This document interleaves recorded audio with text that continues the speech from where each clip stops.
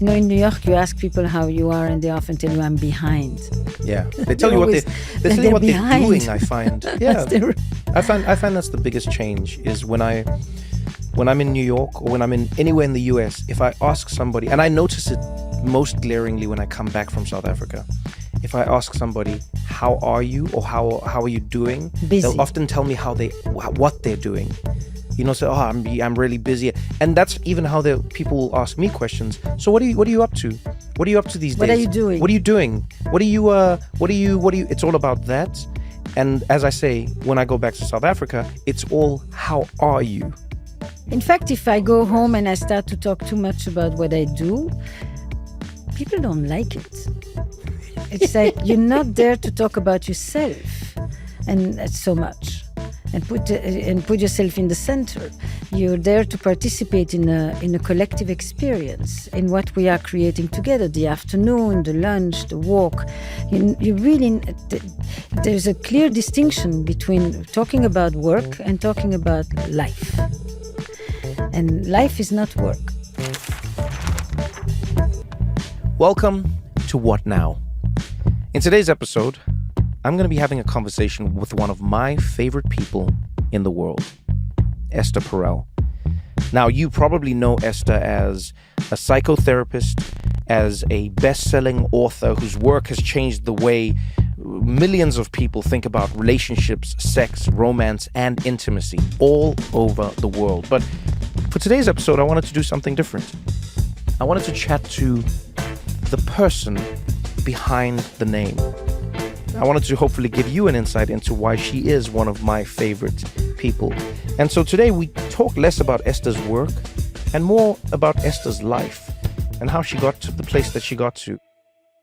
And I really love this conversation because it really shows you how the stories we tell ourselves about ourselves aren't always true, and how the path that we choose to get us where we're going to get to isn't often how we end up where we end up in life. I know you'll enjoy it. Esther is one of the most profound people I know, so you'll definitely learn something from it.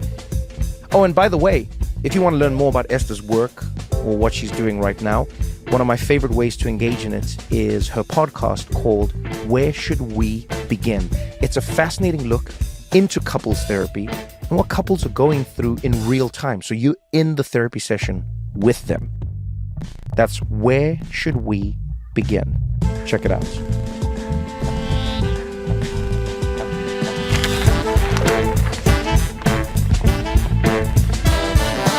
This is What Now with Trevor Noah.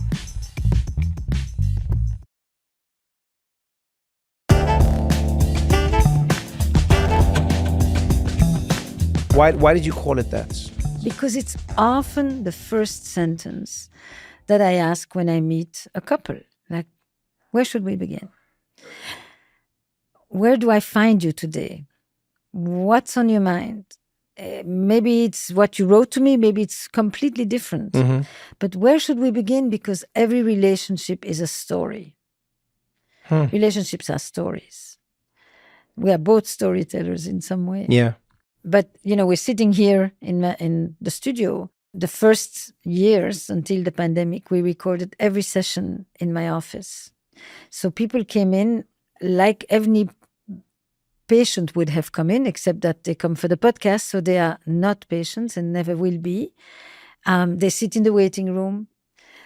They walk into my office, and it's the same office in which I see people throughout the day for my practice. Right. And then so you're in the same, I'm in the same mental space as well. Same chair, same mental space, same room. And it really, I think, is what gave the podcast a tremendous voice of authenticity, because it was blended in with the other sessions that I do. Right. Most of the time, people are completely surprised to be sitting there because, one person at midnight decided to fill in the form and was convinced that they would never hear from us. Yeah. And here they are. And then there is the person that came with them. And sometimes they have never heard of me. Because, with podcasts, one person listens and the other one doesn't know what you're listening. Right. It's not like there's a book in the house and you can, you're reading that book. Yeah. You can listen to a podcast for years and your partner has no idea. That is the first infidelity. Exactly. You're having a relationship under my eyes, Yeah. and I don't know anything about it. So it's different, but we have created an office here too in the studio. And once it starts, I'm in the session. I mean, there is just no world outside. That's amazing. 8 years we're doing it. Congratulations. 8 years. 8 years of the podcast, 20 years of mating in captivity. And how many years in Practice? the field, in practice? 40, almost. 40 years. Wow. What do you think people get from hearing couples therapy that they're not part of? I mean, it's like entering the antechamber. It's like going the backstage. It's the story that you hear about other people's relationships that you never know. You really are like a fly on the wall. So who really knows the truth about couples? And these days especially, your friends can come and tell you they're breaking up and you never saw it coming. And on top of it, people are posturing and parading themselves all over social in these perfect situations. So the real truth about couples is a secret often. And when you listen to it, you feel less alone. You feel like your issues are not your own only, that there are other people who have similar things. Yeah.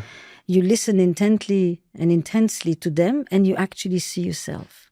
Even if it's not the same situation and the same story, there's always something where you say, I can relate to that.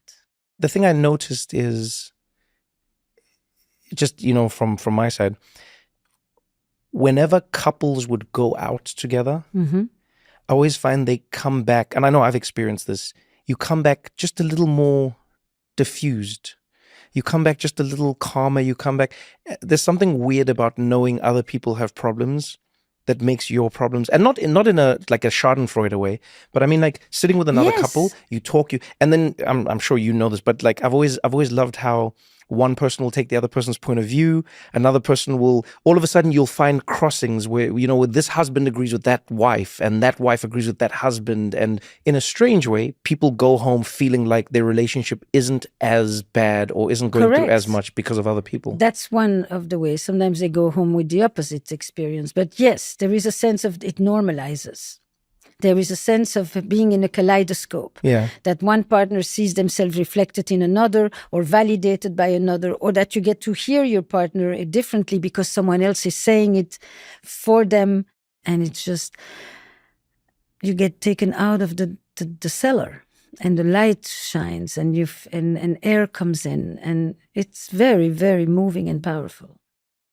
I feel like these days, and maybe it's because of social media, I feel like these days people are sort of trying to win at relationships the same way people are trying to like win at therapy, and maximize. Yeah. like you. I was talking to a friend the other night, and I was saying, do you remember? It was actually Simon Sinek. You know Simon. Yeah. And Simon and I were literally walking through the street, and I said to Simon, "Do you remember a time when people used to move for love? I'm sure some people still do it, but it's less prevalent now. It's less an idea. It's even almost shunned on, when people go, oh, I moved here for a boy. Oh, I moved here for a girl. People go like, oh, you should never do that. You can't just move your... That's my story. What do you mean that's your story? I am here because of my husband. That's how you got to New York? That's how I came. Well, I came to America to study for 1 year. Yeah. I then thought I would stay a second year and kind of get more training. And then... I basically never used my return ticket. Wow. So I am that story. What was it about him that made you stay? Like because staying in it's one thing to visit another country. It's another thing to stay in another country. Because where were you living then? Was that France or Belgium? No, I actually came from Jerusalem. Wow. I came from You've Jerusalem. lived everywhere. I've lived in a few places. I came from Jerusalem to let's list them. Where have you lived? I've lived in Belgium, in Antwerp, where I grew up. It's not where I was born, but it's where I grew up. I lived in Jerusalem, I lived in Boston, and I lived in New York. It's not that many. Oh, okay. It seems not like many. I feel like you have many homes, though. It seems like maybe it's a feeling. It's the way you speak about some places that always makes me feel like you've actually lived there. They were part of my life, even if I didn't live there. Okay. Like Paris. I went to Paris my whole life, every month sometimes. it's part of my life, but I didn't have an address there. So in that sense, I have Amsterdam would be a similar place. Because once you're in Belgium, it's an hour to Amsterdam and an hour and 15 to Paris, 3 hours at a time. Yeah. But I mean, these places, I like the way that Taye Selassie talks about it. She says, don't ask me where I'm from, ask me where I'm local. Oh, that's beautiful. And I think it's exactly that. I'm local in a few places. You're a little softer than the Paris I know, but maybe that's just how I see you. Like I find Parisians to be very blasé about most things, or they appear blasé. But you have a little more, like your eyes open a little more when you notice things or when you see things. But I am very much not French. I mean, I have a French accent. I know that. I'm educated in Flemish. I mean, what you call Afrikaans. You know, my entire 12 years of schooling was in Flemish. I am from a Flemish city. I'm from Antwerp. Yeah. I have, we spoke 5 languages at home. I mean, French is a big part of me, but it's not the only one. I don't know why I've always thought it was more you. I think it's because of how you'll talk about love and seeing love through like a French lens sometimes, you know? That is true. I think what I've always loved about French and the French and love is how differently you get to see something, you know. I mean, we have this in Zulu, you know, in South African languages. I always feel like our greetings are more warm. Our greetings say more than just like hello. Don't you have a beautiful expression, sawubona? Yeah, sawubona means I still see you. Yes, it's beautiful. You know, that's what I mean. And I feel like French is like that for love, relationships. Like what's the word you spoke about? I remember you saying it to me once. Was it frisson? Yeah. Frisson, which is like the... It doesn't exist in English, a frisson. We use like the French all. word. I don't think, I've never seen an I always think of it as equivalent. friction, but I don't think it's not, right? No, it's not friction. A frisson is a shiver. It's the literal translation is a shiver, but it's a shiver with anticipation, with excitement, with a kind of a current that runs through your body. Now I've become... No, I mean, you've got me. You've got me. This is what I mean by French. frisson. You see, this is the French thing. It's like, it was that. So it was, you know what it was? It was frisson. And then it was, there's another one. I loved it. And I remember speaking to you about this. It was Flirting. in and around the Me Too movement. And it was a specific word or phrase in French that sort of implied, it was an understanding that somebody could tease you, but could never give in to your whims or your wants or your... I mean, to flirt... Yeah. Comes from the word fleuret, okay, which is the tip of the sword that is actually meant to tease you. That is flirting, is teasing, is playing with possibility. It has no connection to scoring. You see, I think most people would disagree with that. In the United States. Yes, most people would disagree with that. Because this is a pragmatic society trying to engage with the erotic arts. Yeah, there are a lot of people who will say, how could you? Then why did you flirt with me? That's right. Then why did you lead me on? I think that's the phrase a lot of people say. Why did you lead me on? And then Esther turns around and says, like, I wasn't leading you on. I was playing with the tip of my sword. Yes. It's true that a lot of my thinking about relationships, love, desire, passion, all of that was very much shaped within a Francophone, a French context. Yeah. My adolescence was very much steeped in that. But it's Latin as well. It's not just French. And it's not the pragmatic approach of that is dominant here. You get shit done, you achieve things, you're direct, you get to the point, you don't miss a beat, you don't beat her, you don't run, what is it, turn around the corner. Right. It's like all of these things are about this unvarnished directness to say it as it is. And that is not the way we think of the arts of love and the communication around it and the way you express yourself and all of that. It's really big cultural differences.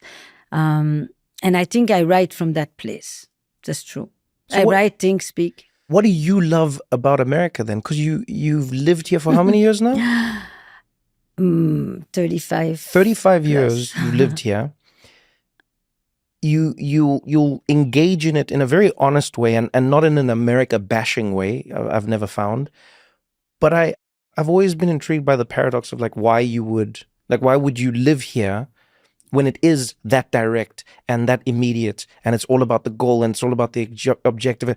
What about it made you fall in love other than meeting somebody? I mean, I definitely fell in love with New York, and before I came to stay here, I had been here already. The first time I came to the United States was in 1976. Okay. Bicentennial. It was kind of the first time that we began to travel to the US. I came with a cargo airline. I hitchhiked around the corner. What does that mean, a cargo airline? It was one of these airlines that took No, old cargo. Esther, come on. Yeah. You came with a DHL plane. Yes. That's not even a thing.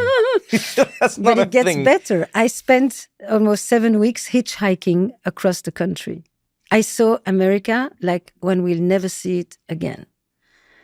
I stayed with all kinds of people from every walk of life, every race, every religion, every profession, every class, and every culture. And really, I think that was such a powerful experience. I was 18, not even. And at the time, you could hitchhike. Yeah, and those were the good old days. I was totally received by the kindness of strangers. And really, I went to parts of the country that I never even thought I would go because it wasn't in my... I was originally going to do on a Greyhound tour on the bus. But people were so kind that I ended up doing the entire trip hitchhiking. I go from New York to the West Coast. I do the whole loop of the West. Then and this I go, is this is all for fun? Yeah. Okay. I finished So high school. This was before going to college, and I came with my boyfriend and we decided to travel. But I didn't know it was going to be a hitchhiking wait. trip. Okay, let's rewind. You came with the boy. You didn't tell me about the boyfriend. Well, So I just no. did. So you were hitchhikers were picking up you and the boyfriend. Yes. I stood in the front. Yo, you pulled the move. Oh, I love that. And it's not like we spoke. I mean, his English was much better than mine, but I can't tell you what the diversity of people that we met and how much this has influenced me to certain kind of open-mindedness, tolerance, curiosity, just curiosity before you make your judgments, to people who had never heard about Belgium. It's not like they knew where we were coming from. Yeah. To AM radio stations where the only, the amount of time they talked about the weather was just unbelievable. And with affect, with feeling. The only time they talked with feeling about things was about the weather. And I did hours of these car rides, staying with people in their homes. How do you get into somebody's house? People would say, "Where are you staying?" And you would say? And I would say, "I don't know. We will look for a hotel or for a motel." And then they would say, "Do you want, please, and we have a room. You can stay." It's a very interesting way of establishing trust, connection, a rapport. I'm as strange to them as they're strange to me. Yeah. Really, it was all positive, except one time where we figured out it was better to just get out of there. But the rest of the time... Whoa, you can't just skip through that. How do you figure out something? Because you kind of... It's very, very intuitive. It's like, it doesn't feel right. The route, it's around the corner, but around the corner takes 15, 20, 30 minutes. You just know that something doesn't feel right, and you just say, "Thank you so much, we'll get off here."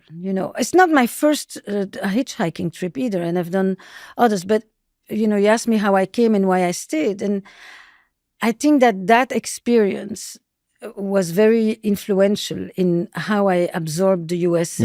And I think things are often both ends, right? On the one hand, you come as a European, you have a whole respect for culture that is established a long time ago. You value history, you value tradition, you value rituals.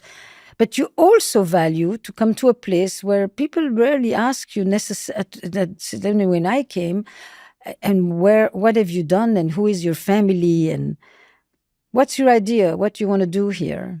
And then you either have people who look at your CV and you don't fit and they say, we can't. Or you see people and say, this girl, she has some ideas and she has some energy and ambition, and we'll let her try something.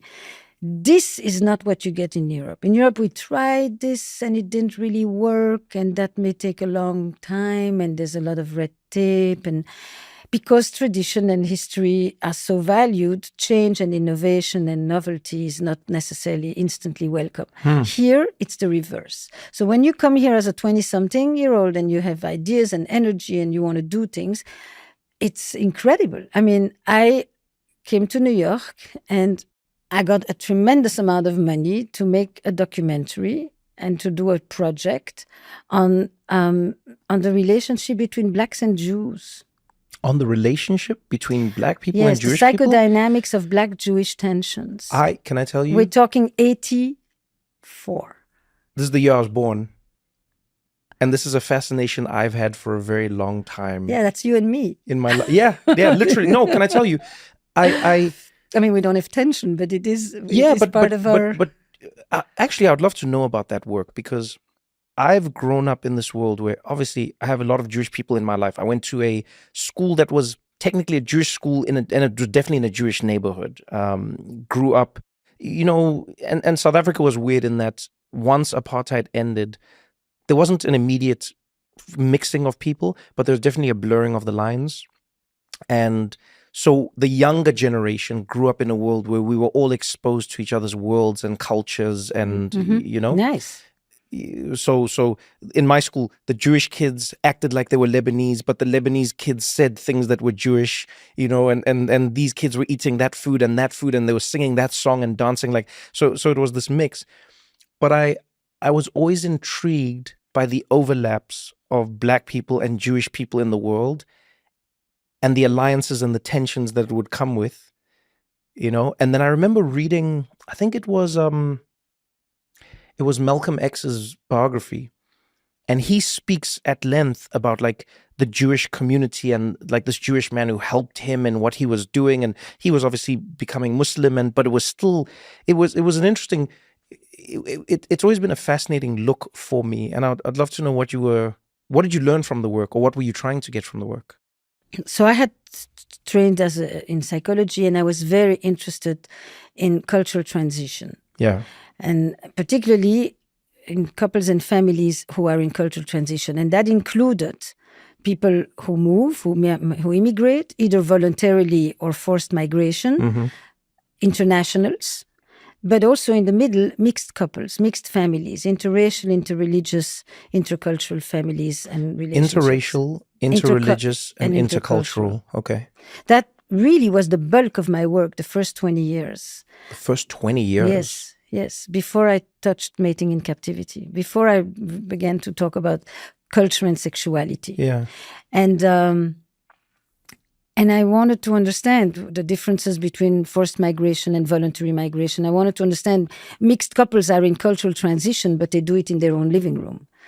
And they don't have to move across a border, but it's happening. And so I arrived here and I did a research project on that and on multiculturalism in many different parts of the world. And then I had done a lot of work on minority-majority relations. I came from groups, then to families, then to couples. So majority-minority relations, and I thought, but Black-Jewish relations, it's minority-minority relations. Now, I am 25. I have been here 3 months. I don't think this would ever happen today, that somebody would let this person out of nowhere with not from here. But there was something about my naivete that I think kind of worked in my favor in a way, where I just was curious because I didn't identify necessarily with American Jews, and I certainly am not Black. And so I did this 2-year project on minority-minority relations. And what is the psychodynamic of two groups who have experienced in their own way massive amounts of discrimination, annihilation, and what are the dynamics, and then I did a documentary about that, a little film, and that would never have happened in Belgium. I mean, that doesn't happen. You don't. Why? What doesn't happen? That somebody out of nowhere comes and says, I have an idea, and that somebody says, here, I fund you, go ahead and show me what you can do. And the same thing is happening with me today, that people find me and just talk to me directly. And like this week, I get an email. I'm a college student. I'm about to study couples therapy. I would love for you to tell me what I should study, what I should focus on, who I should meet. And I'm like, how did you find my email? Of course, I totally know how you found my email. But it's like the idea that you could do this, rather than calling the thing, can I talk to the professor? And, it's much less hierarchical in the way that we have, we are internalized systems. Mm-hmm, mm-hmm. But it's all relative. It's not like it doesn't exist. I just want to make sure that this is not taken in an absolute way. But that was my experience of why I really liked it here. And then I felt everybody in New York came to do something. I mean, you come to New York to do things, be it in art, you don't come to New York to live. I mean, yes, you can live the New York life, but you come because you have energy to do something. There's refugees of every sort in this place. So you start to meet the most amazing people. I have a lot of other things to tell you. I'm not always so positive. The people who know me well are going to be very amazed to hear me make. Yeah, but that's why I wanted you to tell me, because I've heard you speak at length about all these things, but I've never ever asked you, and I've never heard you talk about what it is that gripped you about. This is beautiful, because even in my short when I would life, go home, and I would see some of my dearest friends, and I'm curious if you have that too. When you go home to South Africa, you see the people that you've known your whole life. But basically, at 25, they were living not that different from how they would live at 45. And at 45, they were already living like... And I thought, they already know what the future is going to be like. If they're healthy and all goes well, this is the kind of, they're on a linear trajectory. Yeah. In New York or in the States, you have no idea. You can start this way and suddenly that's kind of what happened to me. I think it's what happened to you. And I can't imagine that literally happening in the same way in Belgium. I agree with you. I think in many ways, in Europe, what I felt, Africa might be different in some ways, but it definitely has elements of it.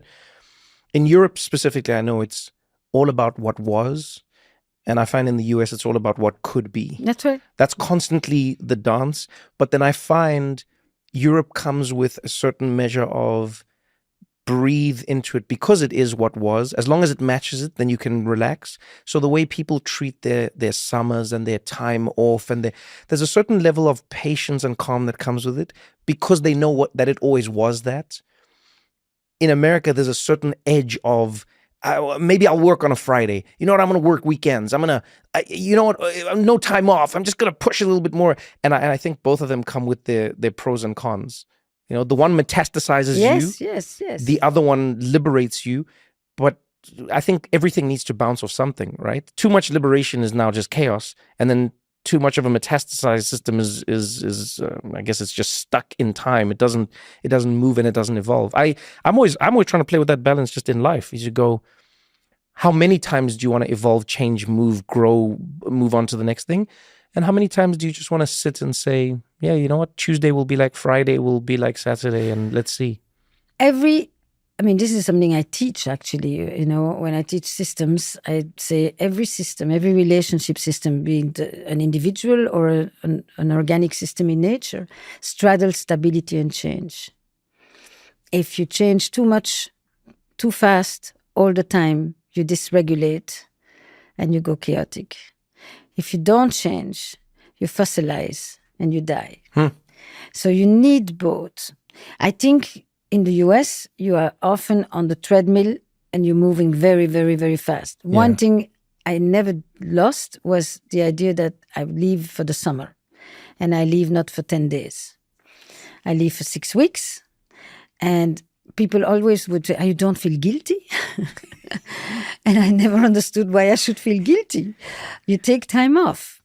And I maintained that notion of the breathing, the space in between, the time to do nothing except dream, reimagine your life, think what else you want to do. And that form of reset was, I never stopped. And I traveled back home, a few times a year. And that was the essence of, it's like, you go there not to do necessarily, but to be. Yeah. to enjoy the company. You don't have to prove anything. You don't live to work. And that is still very much present. And I try to bring some of that back with me here. I try to have it as part of my life. And it's a privilege, really, to be able to straddle both, really. I didn't think about it like that. At first, when I was young, I would go home and I would think, they all know where they belong, and I don't know where I belong. Wait, what do you mean by that? Like they never, in my mind, there were two groups of people, those who never left and those who left once. Once you've left once, you know that there are more than one place and you no longer have that sense of roots. Yeah. So I would look at my friends who stayed and I would think they have such a clear sense of where they're going. Of course, it was linear, but I envied that piece of their. And then, but after a week, I thought, now I'm restless. Now I want to go back. I want to go back to my life, and I would get all busy. And so for a long time, I wanted to have the freedom of being in two places, but I wanted to still have the sense of rootedness and belonging that is part of belonging to one place. And over time, decades maybe, I slowly began to actually appreciate that I was part of many places, even if I didn't necessarily belong to all these places. You know that distinction? No, I like that. I'm just trying to think of it. I'm trying to process it. Like it's a part of me. Yes. But I am not just that. If you want to know me, you need to know this and this and this. It's various parts. It's all the different parts of you that make you who you are. The locations, the languages, the stories that accompany it. I think probably you too. I think so. I'm trying to think of how it works for me. I mean, what part of your Americanness travels with you to South Africa? So I think really kind of... No. So because I spent so much, because I lived my whole adult life there, I'm very good at being South African. It takes me a week and then I'm into the groove. The one thing that I will say that I've inherited from America, which I'm always grateful for, is the idea that there's the possibility to do it even if it does not currently exist. Yeah. Yeah. And like this project I was describing. Exactly. Yes, exactly. There's just always this idea of, but what if you could do it? But what if you could do it? It doesn't exist, but what if you could do it? And I think of how crazy that notion is. Everything that is, at some point, wasn't. Now we treat it like it's normal. But there was a time when it wasn't. So I think I've probably adopted that. What else is it? There's also some negative things that I think you adopt, and then you if I'm aware enough, I can leave them behind. So America will make me feel like I have to be actively engaged in everything all the time. There's a certain FOMO-ness to America as a whole. It doesn't matter what it is. Business, are you missing out? Are you not doing the thing? Are you not engaged? News, have you kept up? Do you know what's happening? Has it broken? Is it breaking? Is it live? Is it happy? That's always going on. It doesn't matter what, even small things like food. Have you tried that place? You've got to try that place. Oh my God, I can't believe you haven't tried that. Why haven't you tried that place? There's a certain, drive. Yeah, but an urgency more than just a drive. There's an urgency to be part of and to not miss out on that I don't experience when I'm back home. When I'm back in South Africa, it's different. Because when you live in a more collectivist culture, the culture drives you. You don't have to go and attempt everything and be part of everything in order to know that you exist, because you are absorbed by a larger tradition. I think that is part of the individualism here. And part of the individualism is also, once I had a family, I had a very different experience here, because you have to do everything yourself. It's not just you have to keep up with the news. You also have to pay for your education. You also have to pay for your health. Yeah. You are responsible for everything. And when you come from a social welfare system, that is a very different experience. The idea with which people take it for granted that they have to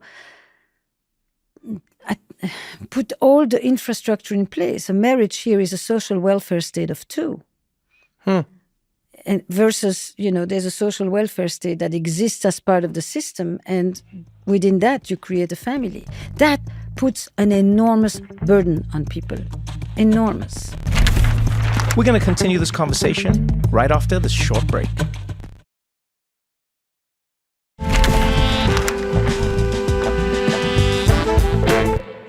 Did you always think you would do this? No. What was like the idea? I find that there are almost like 3 different stages that people sort of project themselves in. One is when you're very young. What did you think you would be when you were like a young child? What did you want to be? Oh, I think I had different... I had 3 things. I either was going to be an interpreter, because my mom said, you speak all these languages, you like to travel, interpreter will give you both. Yeah. Or journalist. Okay. Because I was curious, and a theater actress. Okay. I loved the theater. But I think, honestly, for me, there's the people who've always known what they wanted to do. Yeah. The people who just stumbled upon something. And then the people who had an inclination and then they matched it with what life put in front of them.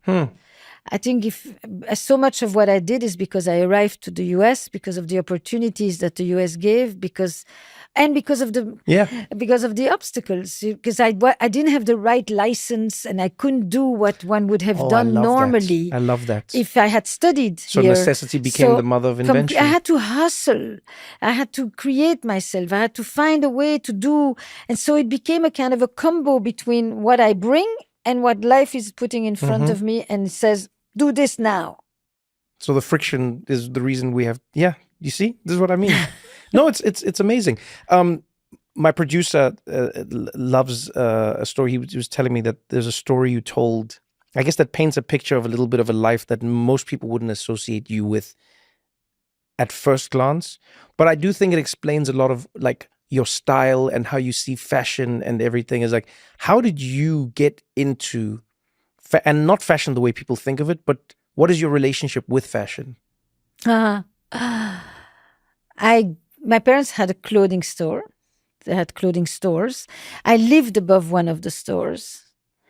I worked in the store pretty much since I could talk. What type of clothing was everything it? I wear, everything really? You wear. Okay, so just like a mix of... A good clothing store. But, my brother opened the first boutique in Antwerp, which was the first time that young people were dressing separately from adults. Like when you were little, you had a suit with short pants. Yes. And you a just jacket. wore what the adults wore. A smaller version. A smaller version, exactly. And then in the 60s, suddenly you began to wear your own, the jeans, the Shetland sweater, And so my brother opened the first boutique in Antwerp where young people went to dress separately from the older folks. And I lived my life with the change of seasons by looking at the change of windows. And I accompanied my dad to the manufacturers to pick up the merchandise and the collections. And I went with my brother to Paris all the time to get the merchandise and to look at the fashion shows. So I kind of grew up in a fashion business, in a clothing business. And there was a tremendous amount of attention paid on it. But I also sat in the store and watched my mother sell, because the stores were open till 8 o'clock and 9 o'clock at night. And my mother worked in the store. Was that common back then? Yes. Every day till 8 and Friday and Saturday till 9. Wow. So if I wanted to see my mom, I had to be in the store. I sat on the chair and I watched her sell, dress people, tell stories. People told their whole life story. I went with my dad to bring suits to people who were dead, and families who were mourning before they were going to the burials and the cemeteries. And I mean, I really learned about life through clothes, basically. And I'm the only one in the family that didn't enter the business, the family shop. Why? Was it because something pulled you more, or was it because something pushed you out of it? We lived above the store, and I just thought, we never get rid of this thing. It's with us at every meal. That's all you talk about when you have a family shop. Yeah. Anyone who's a family. And I just thought, I want a profession I can carry on my back. I want a profession that I can travel with and I can, do it. You wanted the store to live above you. Yes. Yeah. And I can do it anywhere I go. The thought of being tethered like that to this place. Of course, then I had an office and a private practice, so it wasn't, until Skype started. Yeah. But that was the main idea. I remember saying to my parents, I want a profession que je peux porter sur mon dos, that I can carry on my back. And here you are. I could be wrong, but I feel like there was the mating in captivity Esther who came onto the scene and in many ways gave people their first look at an idea that went beyond That's flat the way they title of looked my at. first book. We should probably explain. Oh, Mating in Captivity? That it's Oh, a for those who book. don't know, it's a book. Yeah, it's a book. And for those who don't know, It has its 20th anniversary next congratulations. year. Wow. Yeah, but I think it was one of the first pieces of work that changed people's flat perceptions on not just relationships, but infidelity, the infidelity of the mind, how people, and for a moment in time, that's sort of, how I think a lot of people thought of Esther. And that sort of was, yeah, it really was your conquest at the time. It was the journey that you were on. Now I feel like you have this passion and this laser focus specifically around community, the village, reconnecting with people, finding people. I actually thought about you the other day because I walked past a laundromat and I literally thought to myself, I need to talk to Esther about this. I have What did you see? I have this theory in my head. I think we have neglected or we have gotten away from two elements in life that have robbed us of intimacy and we didn't realize that it's a second system effect. And those are need and friction, right? And when I looked at the laundromat, I saw both, but in different ways. The main thing I saw was friction. And I thought, it's amazing how now we live in a world where if you live in a building, you want the building to have a laundry, in-unit laundry, whatever it is, washer, dryer. Mm-hmm. And when I looked into the laundromat, I thought, imagine how many love stories wouldn't have happened if people didn't have to come and wash their clothes. Imagine how many friendships would have never been sparked if people didn't have to come and wash. And it's friction. It doesn't seem like the right ingredient to get there. But when I looked into that laundromat, I was like, oh wow, what a cool organic way to meet. Because you're stuck with somebody for 3 hours, and you might find you with them every single week. At some point, you might just say hi. At some point, nice to see you again. Hey, you left I put the coins in the dryer. And I literally thought of you and I was like, wow, I wonder if this is like part of what Esther's fighting, or not laundromats, obviously, but Friction. Friction. Yes, the importance of friction. That is definitely a piece I talk about. But if you want to go back for a moment, so I had been a couples therapist for quite a while when I wrote Mating in Captivity. I just had not focused on sexuality and the cultural story that supports our expectations around sexuality, around desire, around eroticism in long-term relationships. And I took a kind of a side road, and I just thought, I want to explore this, because I had been trained in certain ways to think about sexuality in relationships. And I just thought, is that really true? I mean, is that the way it works? Because that's not what I see in my office, and I don't think it's what other colleagues see in their office. Wait, you're saying your training wasn't matching up with what you were seeing That's in right. the real world? That's right. right. I'd always assumed it was your training No. that had informed you. No, not at all. That's part of why the book became so significant, because it actually questioned a whole set of suppositions that were parading as truths when they were actually not. Well, give me an example of Sexual one or two. problems are always the consequence of relationship problems. If you fix the relationship, the sex will follow. That happens sometimes, but I had seen many couples who got along much better, and it changed nothing in their bedrooms. Because the politics of the bedrooms are not the same as the one in the kitchen. Because love and desire, they relate, but they also conflict sometimes. And how do we negotiate and reconcile security and adventure, love and desire? That was the subject of this first book. And then I began to think, well, what happens when desire goes looking elsewhere? And that became the book about infidelity. And I thought, here too, there's a whole set of ways that we think about infidelity that don't help ton of people. And I would ask audience after audience if they've been affected by the experience of infidelity in their lives. And brother, 85%, 90% of the people would raise their hands, either because a parent was, or they were the child of, or they were one of the 3 protagonists, or they were the friend. So this is not just a few rotten apples on the side. And people are gutted by this, and I thought there needs to be a better way to help people deal with the crisis of affairs and the breaches of trust and the violations and all of that. And then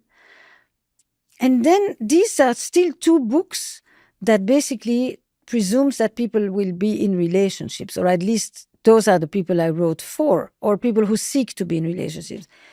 And then I went back to the origin of my work, actually, which was I'm a systemically trained therapist who looks at relational systems. And I began to see our relational systems and our relational lives is changing fundamentally. It is one of the most important pieces of the future I'm interested in, the future of relationships. Let's go back to, you said systems trained. Yeah. So help me understand, what is the difference between... Psychoanalytic and systemic? Yeah, I wouldn't even know the names. Yeah. So psychoanalytic and? Systemic. Okay. Systemic training was it exists in cybernetics. It borrowed pieces from cybernetics and feedback loops and looked at relationships and relationship problems, or problems in families and couples, as they are connected to the context. Right. How is the system organized that keeps this problem in place, versus going just intra-psychically, inside yourself, looking at your own personal story,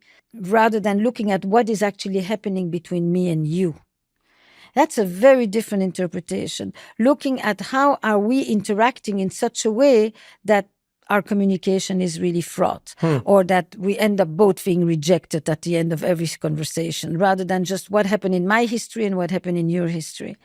It's understanding, that's it. It's really, problems occur in a context. You look at how is the system organized around these problems, and it is interpersonal and not just intrapersonal. Got it. And that to me was the beginning of thinking relationally, hence community, friction, and all of that. If I look at the line, I've been looking at what happens between people and not just inside of the people. And our mental health models have been very, very focused on what happens inside people. Yeah. And the idea is that if I'm better with myself inside, it will solve all the problems between you and I. If I am more at peace with myself, I'll be nicer to you. If I like myself more, if I'm more selfish, etc. And that is sometimes the case, but it is not the whole story. And but the whole story is also the opposite. If I'm actually, engaged with you, I'm much less likely sometimes to think about myself all the time. Yeah. And to find meaning in doing things for others, and to find relevance, and to even get confidence because of how other people see me, rather than stand alone in front of my mirror and try to say to myself, you're worthy, you're worthy. So that is the big divide at this moment. That is really an essential division. And then comes technology, and then comes, climate change and migration and all of the big geopolitical issues, and they all are influencing the way that we are relating to each other. And then instead of just calling it relationships, I began to think, no, it's relational intelligence. That's really where I am now. And that's not the same as emotional intelligence. It's really looking at the whole system. All relationships have expectations. They have boundaries. They have room for creativity. They have, a dimension of accountability and responsibility. They straddle how we negotiate the self and the other, my needs, your needs, how much I connect to you without losing me, and how much I connect to me without losing you. Mm-hmm. All relational systems have hierarchies, have roles. It's a map. And what is happening to these systems in light of technology, in light of AI, in light of the fact that, and now we get to the friction, that most of the predictive technologies are aiming at reducing friction. Yeah. And they want you to have a polished, smooth, frictionless Yeah. delivery of your every delight on demand. And that is fundamentally changing how you and I relate to each other. Yeah. For me personally, I just noticed. Is that a long story for a... No, it's great. Does that give you a... Well, I think how I it got does. to where I am? Yeah, I think it does. Because I think a lot of people are experiencing this, but I don't think we understand why we're experiencing it. And I also think most people are being blamed for it either from the outside or they're blaming themselves. So I think a lot of people are sitting at home saying, I can't make friends. I don't know people. I don't have a community. I'm lonely. I'm depressed. I'm this. I'm. And then they're blaming themselves. But no, I think very few people are thinking about the laundromat. Very few people are thinking about what it means when your food gets delivered to your house versus when you had to walk and go and get the food. And I don't mean it in like an old man way. In my day, I just mean like the conversation that you have with the person at the store. Oh yeah. It's just like that little weak tie that builds something in your world. It's a little. I always think of it as planting the seeds for serendipity. That's how I think of it. Because you never know which one will grow and which one won't. But even in comedy, I'll always say to my friends, things go wrong all the time in my life, right? You're traveling, you have to cancel a show, or a thing goes wrong at the show, or whatever it is. And my friends will say to me, how are you always so chill about it? And I go, I'm not necessarily chill, but I have practiced telling myself that all of this is inevitably going to be comedy. The friction is the comedy. There's no good comedy that comes from a beginning and an inevitable conclusion.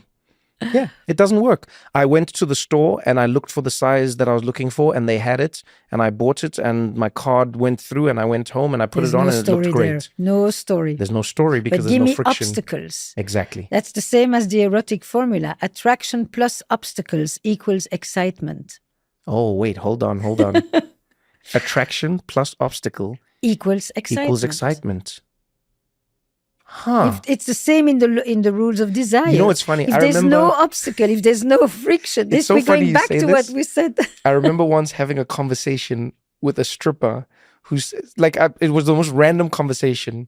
And I said to her, why do you put your clothes back on? And it was just a joke, right? Because like we all of us are in this club and here we are for a bachelor party and this person dresses and then undresses and then dresses and then undresses.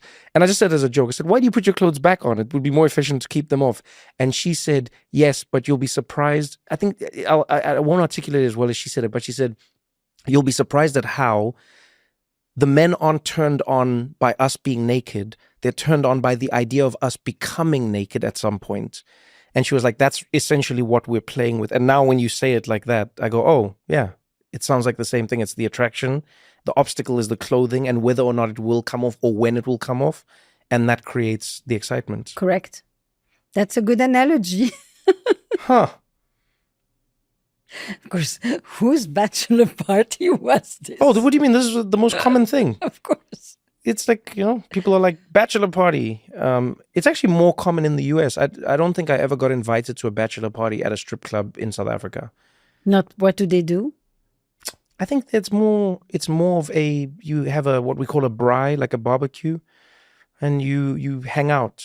But I don't think it's funny actually, now that you're asking me, it isn't seen as an ending of a life. Does that make sense? So yes, I find a lot of American bachelor parties are, well, this is the last time you get to explore sex and craziness and eroticism and all of it. So you better enjoy it. Yes. One last ride. That's right. You're about to enter the marital cell. There you go. And your monastic life. But I don't remember anyone saying that in South Africa. I don't remember anybody saying, you're going to get married, so no more sex for you. Kiss your sex life. That was never, I don't think it's ever even been framed like that. It's more the coming together of families. That's what people focus on. They go, oh, now you are welcoming another person into your family, or the other side is becoming part of your family. I think that's, so a strip club wouldn't make sense for combining families. I want to go back to the laundromat. I love the place. I think the laundromat or other places like it, the bookstore, the coffee bar, the train station, the train itself. I mean, there's so many places for that friction. Yeah. I think that that's where I'm positioning myself today. I'm placing myself at the door. I want you to come outside. You know, one of the to come outside and go to any of these places. The statistic that really stayed with me recently is an article. It's called the Antisocial Century by Derek Thompson. And 74% of food that is cooked in a restaurant is not eaten on the premises. That's the new number.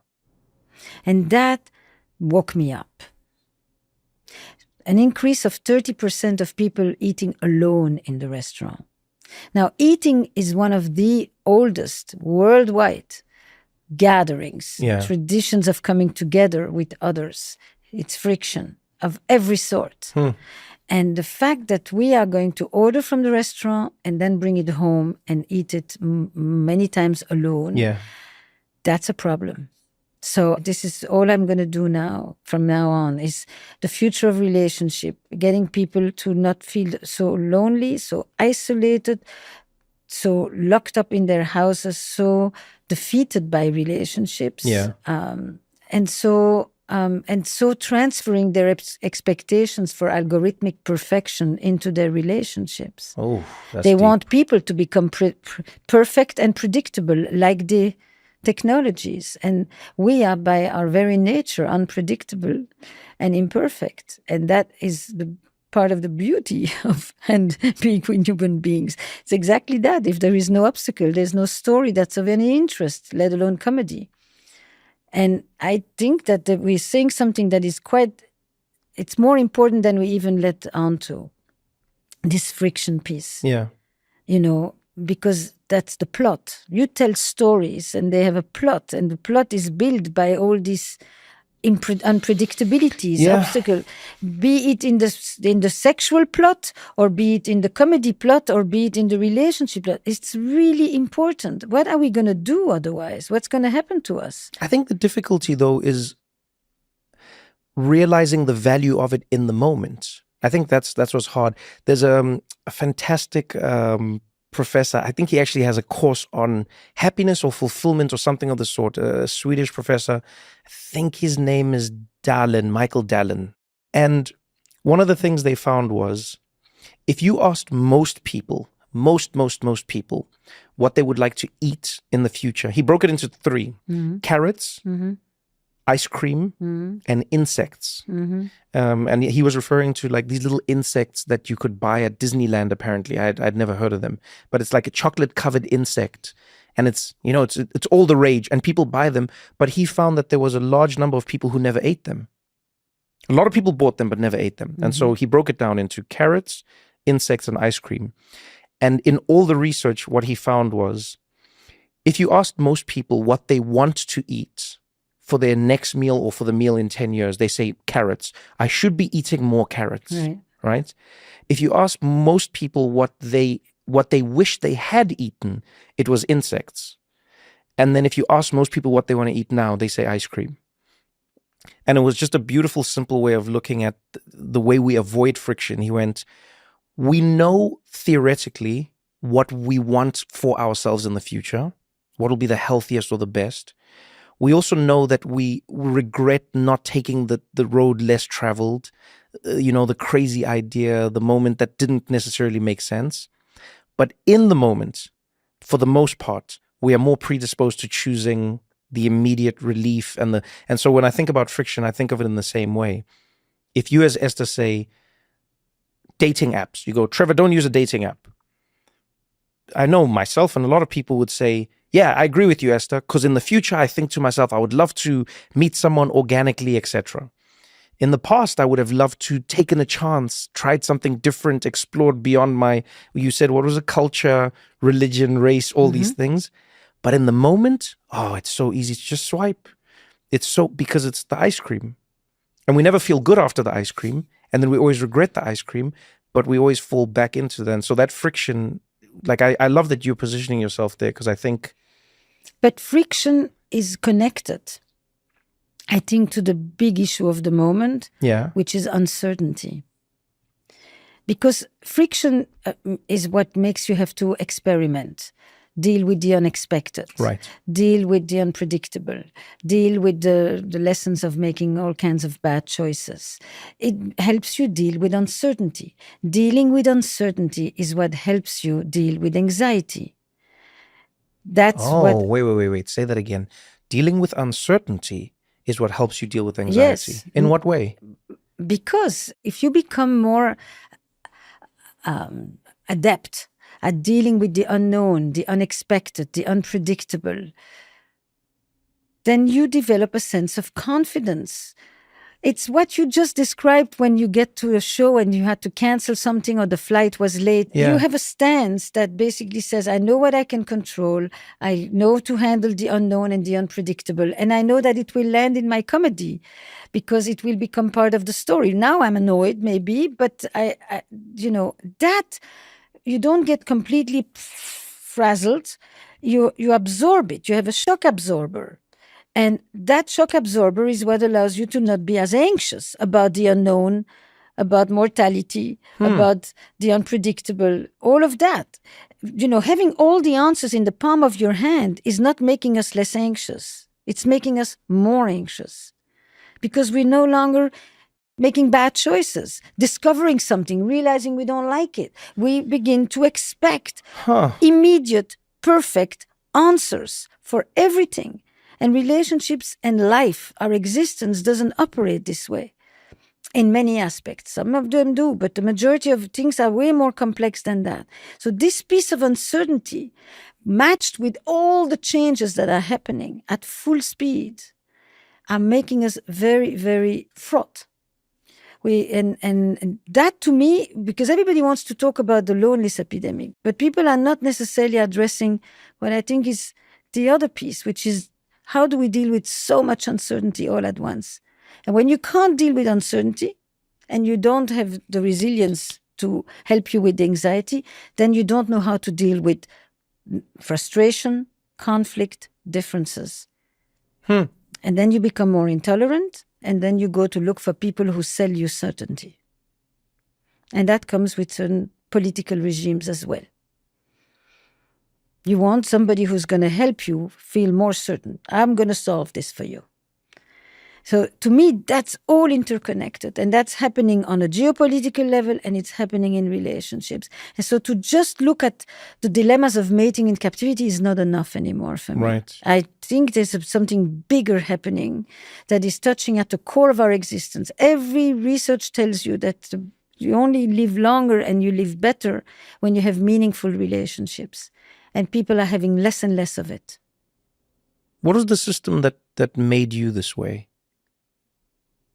Like I've always wondered, like, what was little Esther like when your parents would talk about you? How were you with other kids, or how were you in the house? Was your world certain, or was it more uncertain? Or my world was certain, but my parents' world was a world that was completely decimated. So predictions. So I think it's two different things. On the one hand, one of the most important aspects of my background is that I am a child of two Holocaust survivors, and my parents were the sole survivors of their entire family. Jeez. So my mother was a youngest of 7. My father was the youngest of 9. Nobody survived but my parents. So they definitely dealt with uncertainty, and they dealt with the unknown, and they dealt with a world where you have no idea where kindness will come from, and where order will be restored, and where humanity will come back, and all of that. So I have all of this in my background. They each spent 4 years in concentration camps, many camps. They were slaves, basically. I think that all of that is extremely important in how I look at the world, how I look at who is good and who is not. Right. Who thinks of others, who doesn't, who can be kind. How much is our ideology defining who we are versus how much does our behavior and our actions actually define who we are? All of these big questions. But then I think in addition, whenever I see dogma or groupthink or mass psychology or crowds, I tend to think there must be something else. There must be another way. Is this really so? Or is this just so because that many people think like it? And I think it's the combination of those things. I act very fearlessly, but I am not. But I act fearlessly. No, so I guess you act courageously then. Yeah, that's interesting. I never saw it like that. But yeah, potentially. Yeah, because that's what courage is, right? It's acting in spite of the fear. I think of myself as counterphobic. Do you know that term? No. So you can be phobic, you can be fearful. And counterphobic is when you actually do the things that frighten you the most. How do you find the balance between that and living life with a reckless abandon that causes danger to you and others? Because some things scare you for the right reasons, don't they? Yes, of course. Like when you were hitchhiking, you didn't go with that one person because something scared you in some way. Yeah. I mean, you always want to keep judgment. You have a healthy dose of skepticism. You don't believe what everybody tells you. People will say this in different ways. They'll be like, go to the thing that scares you. And then and I've been public about this, but I always think to myself, I wish my mom was a little more scared of domestic abuse, because then I wonder what it would have changed in my family. And I talked to her about this, and I'm glad I spoke about it publicly, because people have even spoke about it publicly as well now with me. They go, when do you allow the fear to control you or to inform your decision? And how do you know when it's a good fear or when it's a bad fear? Like, you don't always know. I mean, you have a sense, you look around, you ask other people for a reality check. Yeah. When I am very worried about things, I ask for a reality check. I also know that in my stomach lives a real long history of fear, and that I can have very strong reactions, to situations. But I also know that the legacy of this is precedes me. And then what do I do with it is a different thing. But I think, when do you know if your fear is valid? It's a fear. So what helps you with fears is grounding yourself in reality. How do you trust reality? Generally, it helps to have other people around you to help you. Is what I'm seeing what you're seeing too? Okay. Is a check, right? And the check is not always done alone. You're not always the best person to actually know, or at least for yourself. You can be perfectly perceptive for others, but for yourself, you don't necessarily know, because you sense a lot of things. Yeah, in football we say "man on." What is that? I've always loved that it's one of the reasons I love playing football. Yeah, soccer or football? Soccer. Oh. I mean, that's but our football. Yeah, football. One of the things I love about football is I always go, for me, it's a perfect allegory for life, because it's one, you are the individual. Everything you do individually matters to you and to the team. However, you cannot do anything without the team, and things will happen because of the team. So you're part of a system. And so it almost ties in those two ideas, where one is completely, what am I doing as a player, and why did I do that, or why am I going to do that? But the other one is, you have to do it in relation to others. Correct. And you have to understand why so you can kick a great pass, but if your teammate doesn't reach it, there was no point in kicking it, And there's one, when you talk about your community, you just say "man on" or "man," and it means you're being marked by something that you may not be aware of, and the people around you can observe you better in the situation than you can, because you have your blind spots. And good teammates will always tell you what's happening around you. They'll say "man on," they'll say "time," they'll say "you've got time," and it just means you've got time to think. You can breathe on the ball. Turn, you can turn your body. You can, And I love those small moments where you're reminded that you're not in it alone, even though you are alone in that little microcosm of a moment. You're alone. It's a beautiful image. It really describes it very, very well. There is what you can do, and then there is how other people can help you do what you're about to do. Yeah. And then how what you do will help what others need from you, because that's the way the team. I think it's a great image. It fits my thinking very much. When I think of your parents, I think to myself, and this is purely anecdotal. I have some friends, well, obviously because they're young, it might be their grandparents who survived the Holocaust or escaped it.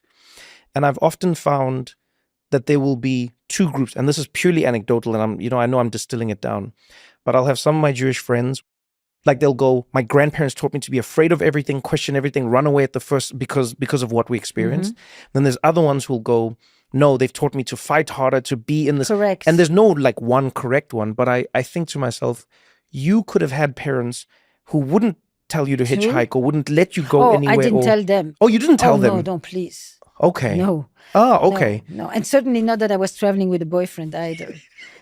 Okay. No, now the story is making a little more. But your distinction is very important, because I've often described that I grew up in a community that was all Holocaust survivors.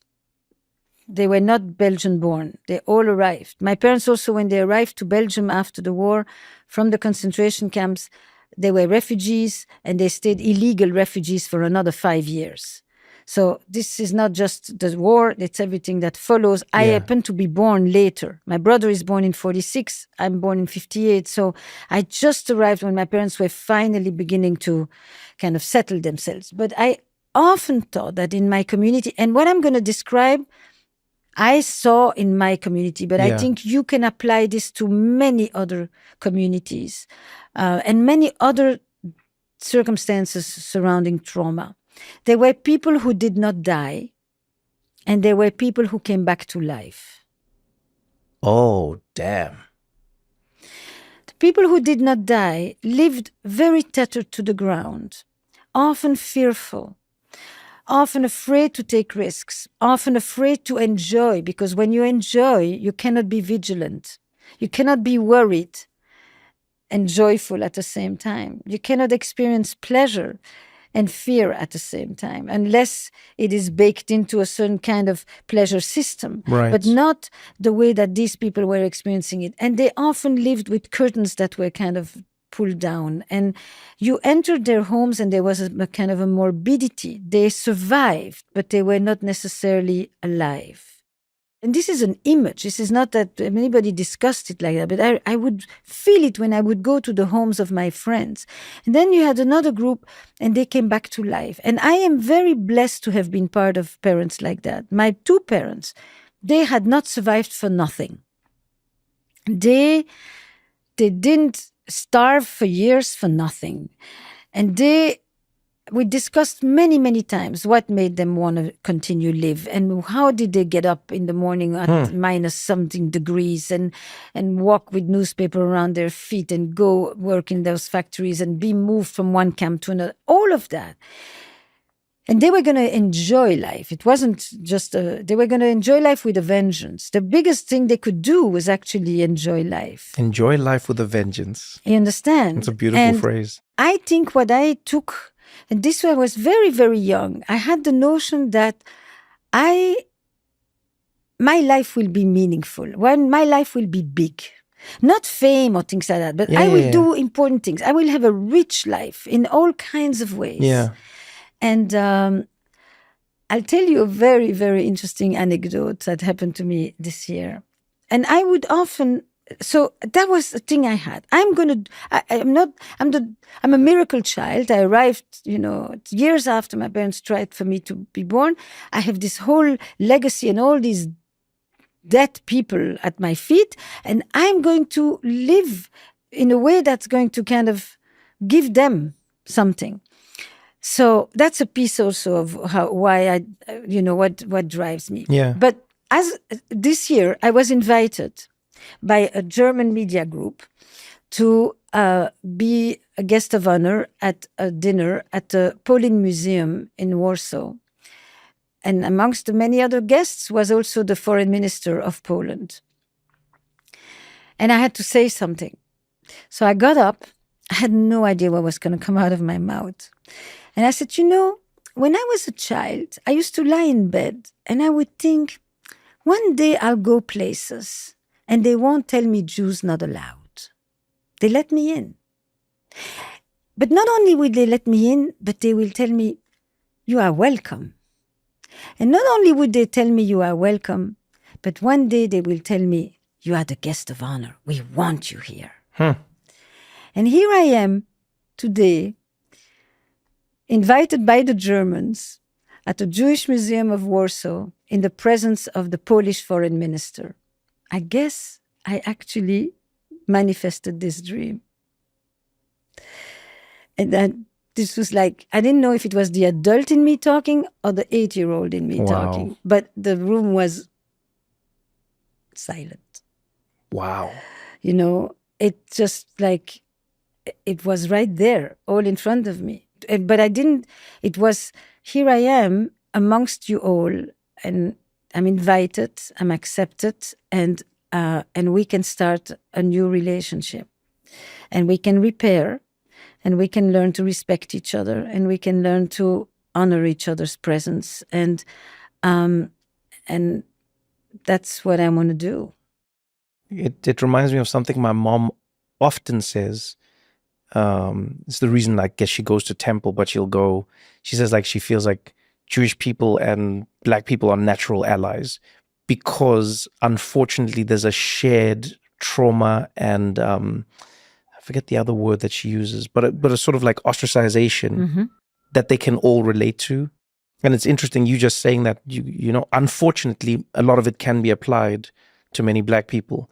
You know, the dream to go somewhere, to be welcomed, to be brought in, not just be allowed in, but to be welcomed in, to be seen as part of, it's, you know. That's why I tell it to you in my version, but I think these are stories that belong to many other groups and many other people who have been excluded, rejected, annihilated. I mean, nobody has the Olympics on victimhood. Don't go anywhere, because we got more What Now after this.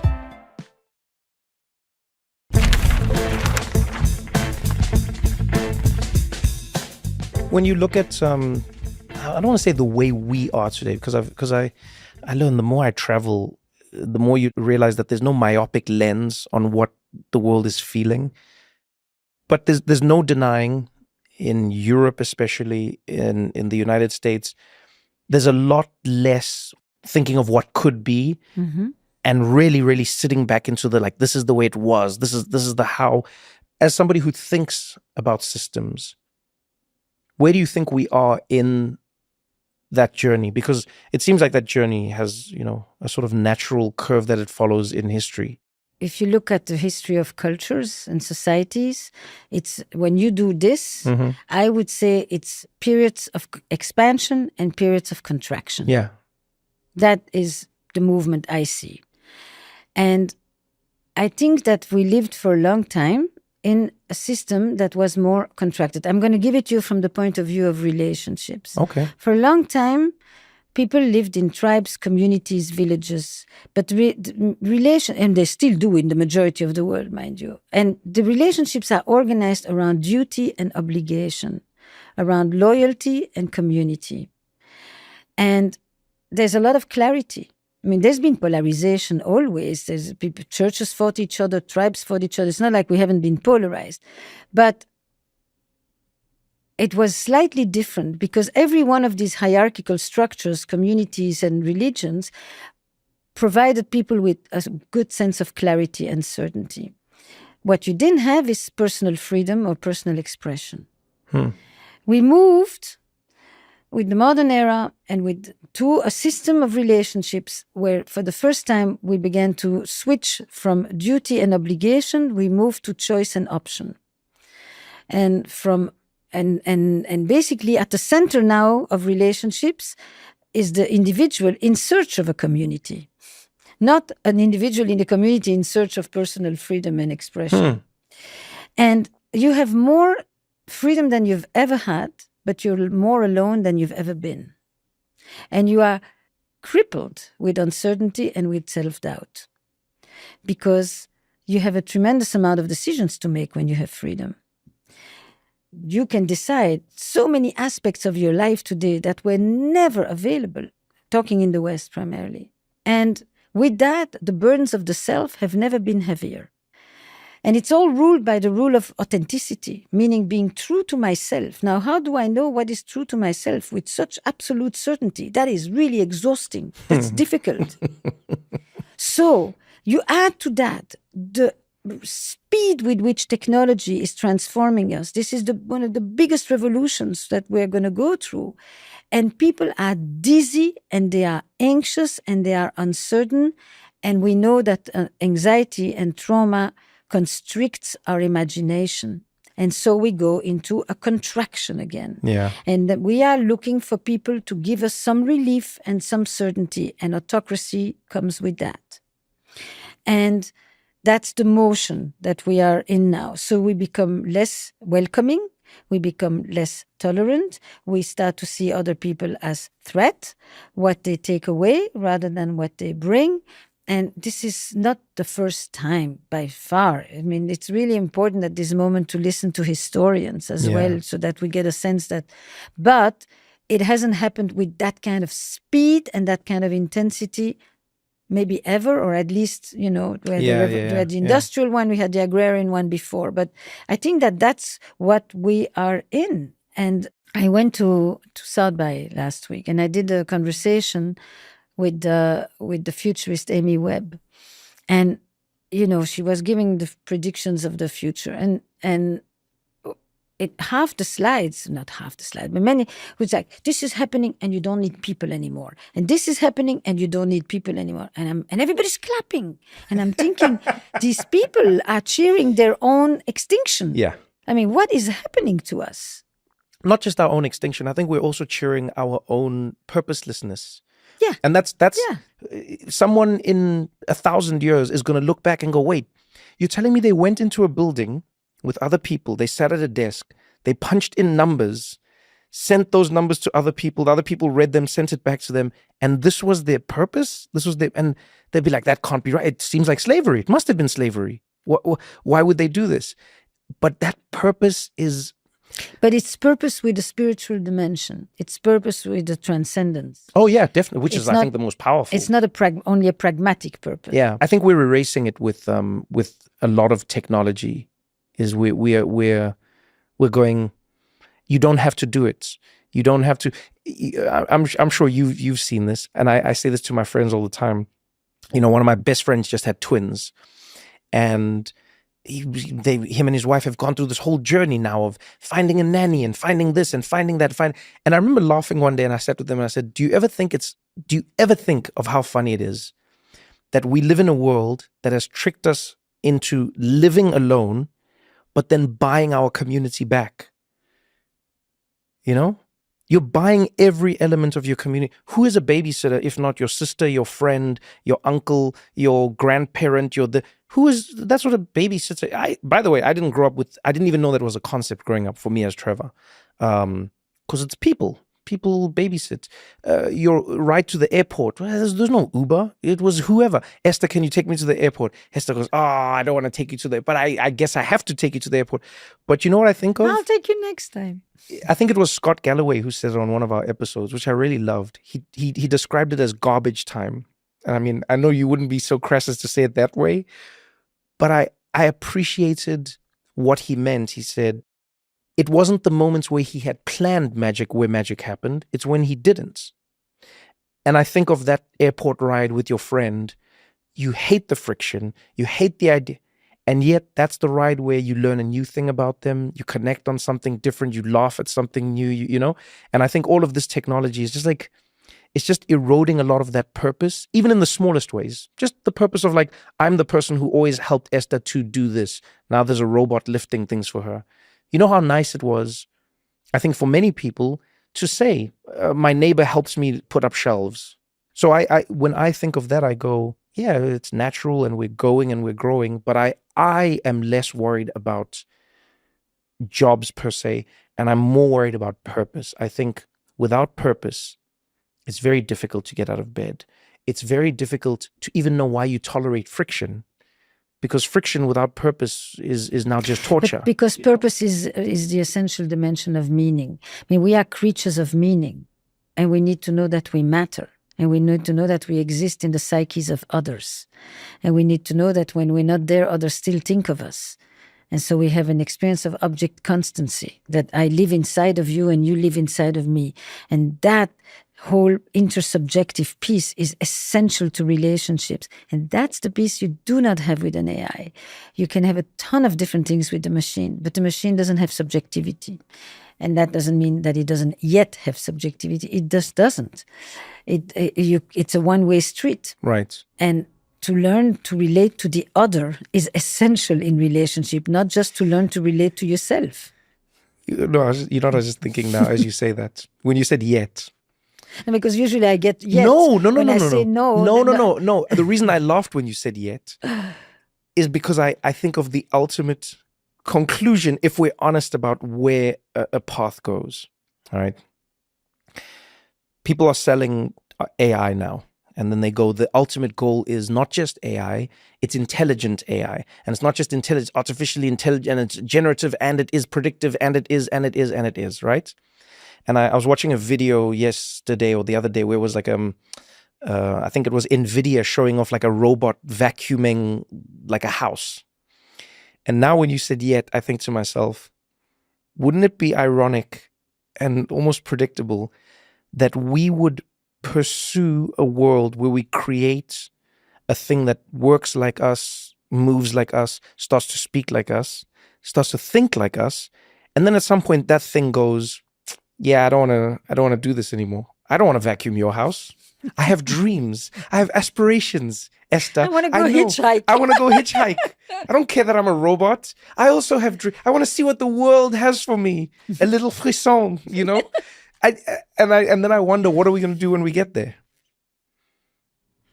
God, I can't go as far, but I do know that we are relational creatures. That's part of the purpose. You don't, I mean, sometimes you do things that matter to you, but sometimes what matters to you is related to how it affects others. Oh, wait, say that again, please. Sometimes you do things that matter to you, but it's exactly what your image of the soccer. I kick the ball, but that ball will actually have a future that is determined by how other people catch it. Oh, I like this. It's the same image. Can I tell you, Esther, I'm just noticing there's a huge gap in sports relationship psychology, and I think you could...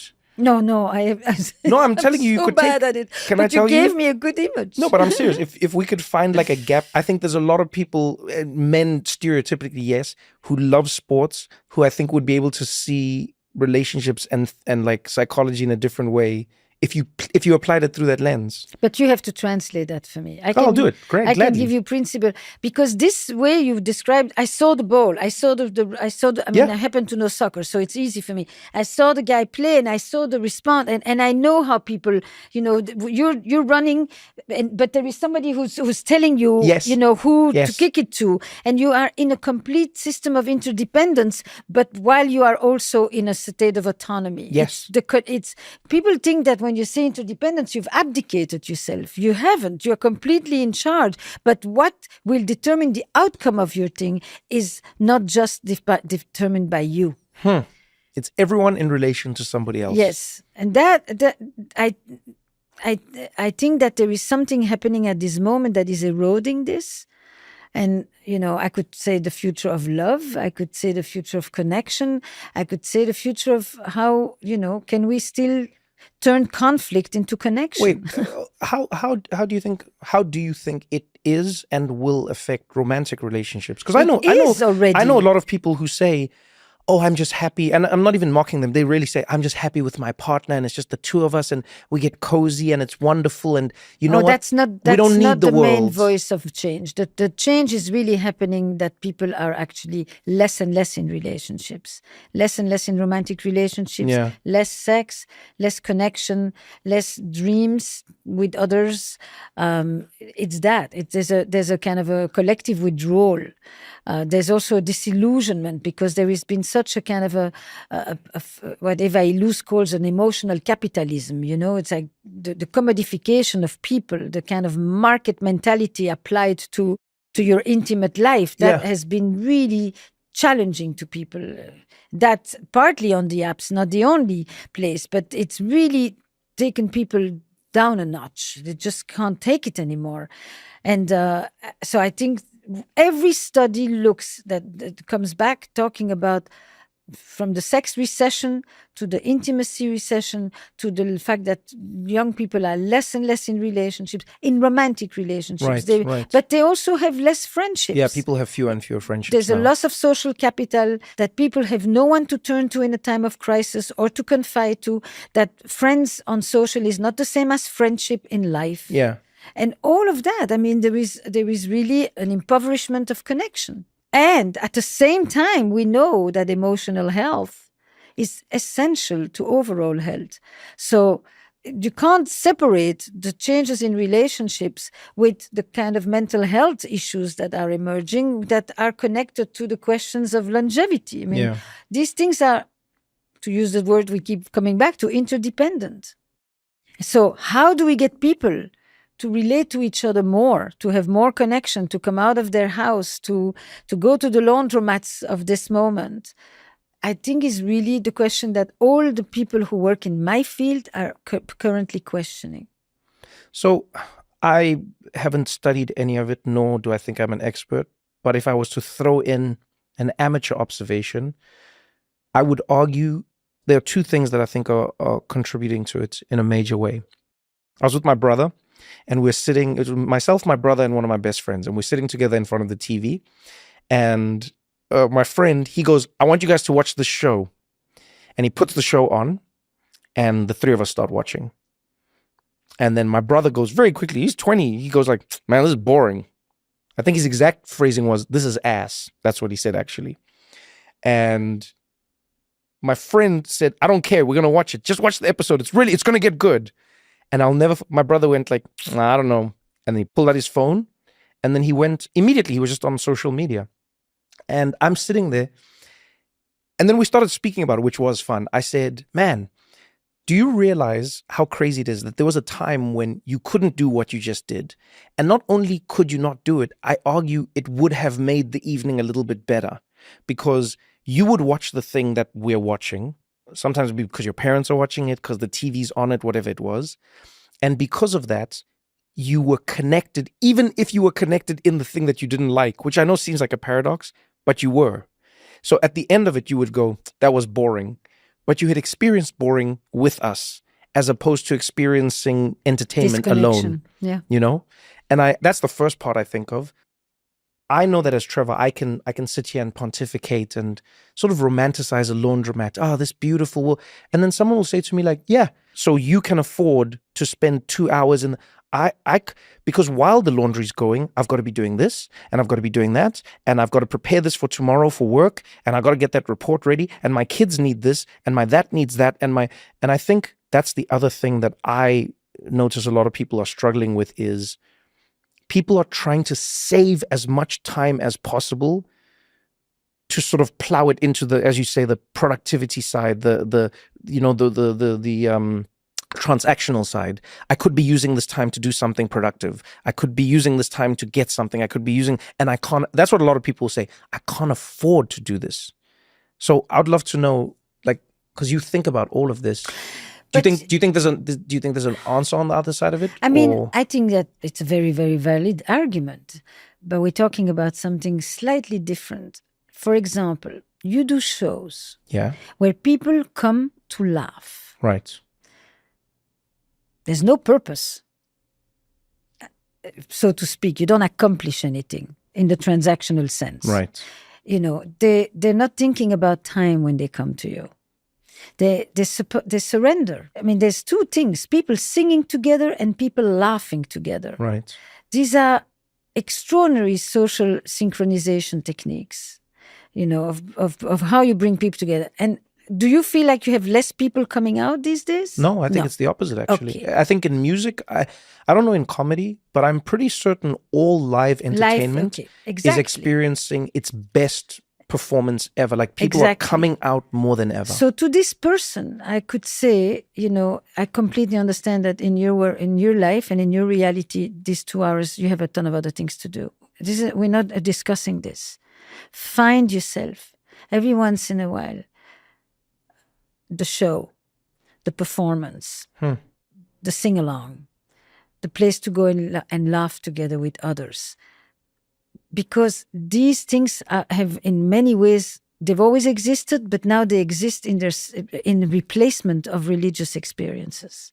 This is what people used to do when they would congregate. Right. They didn't necessarily come together to laugh, but they congregated.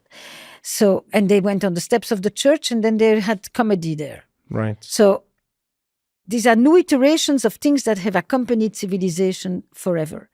Find your ways to do this. So spend time. Have moments. If it's not the Sabbath, then have it be Sunday. And if it's on Sunday, have it be Saturday night concert or whatever. Yeah. But you need these experiences that are more aesthetic, more collective, more interactive, and they don't accomplish anything else besides the power of that congregating. And I think you and all the people who do your art, I've never I go to shows, but I don't often I've never seen you live, for example. I've never seen many shows like that live. It's pretty fantastic. I'm going tonight to my first comedy. Wait, really? Yes. Oh, that's going to be fun. I can't wait to hear what you think. At the Beacon. And I'm really excited to go and I'm going to listen to Mark Bibilia. Mike Bibilia is at the show. Yeah. And because I've never been to because I always thought, humor is the hardest thing to translate language-wise as well. And then I feel like I don't get it. I don't get the joke. Wait, you think you won't get the joke? I often thought when I would go to a comedy cellar, I've often felt like, this is... like I'm not laughing at the same things, but I am back. I'm going. I'm very excited because I've understood recently. I've had such joy singing with people, and now I want to go and laugh with people. Yeah. I want to have those kinds of experiences, and to me, that's my answer to the person who doesn't have time to schmooze in the laundromat. It's okay. I get it. Everybody has a different reality. But every person who used to have a very busy life and got up with the sun and went to sleep with the animals had that time in their life. But it was regulated primarily through religion. Now we have to find secular versions. Well, that's what you've made me realize though in this conversation is I think a lot of the conversations we're having in society are thinking of it through the individual lens, saying you get out there, you do. But what you just made me realize while we're having this conversation is it is a lot easier to do that when the we is doing it. So you never felt like you were in the wrong place when you were at church. In fact, you felt the inverse. Why aren't you at church? Why didn't you come to church? What do you mean you're missing church? And to your point, I mean, what are you doing? Technically, you don't have to go there. You can pray at home. You have the Bible at home. You can do it another day. But because the we was there and you weren't, think of Halloween. I'm always intrigued, now that you say it, by how people who are very busy will still have to leave the office because it's Halloween, because they're kids, and you're like, this is the most ridiculous thing ever. You're dressing up like a witch, but you're like, I can't miss it.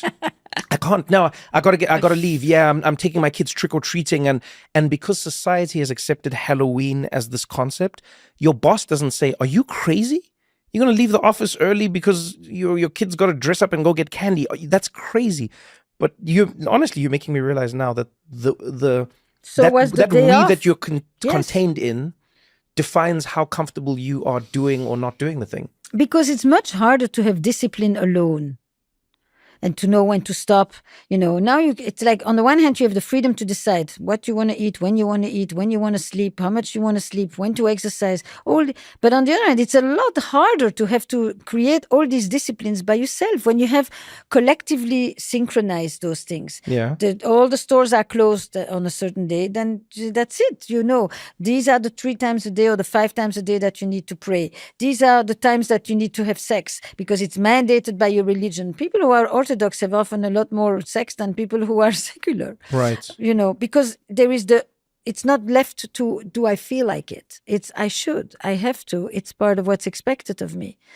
And there is something very important about this. Of course, in that system, if you don't want to go, you don't have the freedom not to go. It's not this or that. Yeah. But the integration of these two poles is really important in the equilibrium of a society.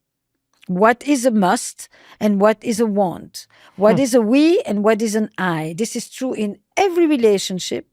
This is true in the relationship between individuals and their family or their community. Yeah. And it's true as a whole in societies. And at this moment, we are off balance. So if you were creating a perfect world, in fact, we play this game on the podcast. One day you should join us. I think you'd have a lot of fun. We call it "If I Ruled the World," and it's the idea is you rule the world. You can change it however the way you'd like to change it, but it's nothing boring like everyone gets free healthcare, or that it's like because we sort of agree. It's more like one of the more recent ones I had was I said, if I ruled the world, I would make it that everybody's thoughts that they're having during sex is heard by the other person that they're having sex with. Oh, no. It failed terribly. Yeah, but that's not such a good proposition. Yeah, it failed, Esther. I don't need you to tell me. It failed. Okay. It failed terribly. My reasoning was good, though. And that's oftentimes what we're actually trying to get into is the reason versus the idea.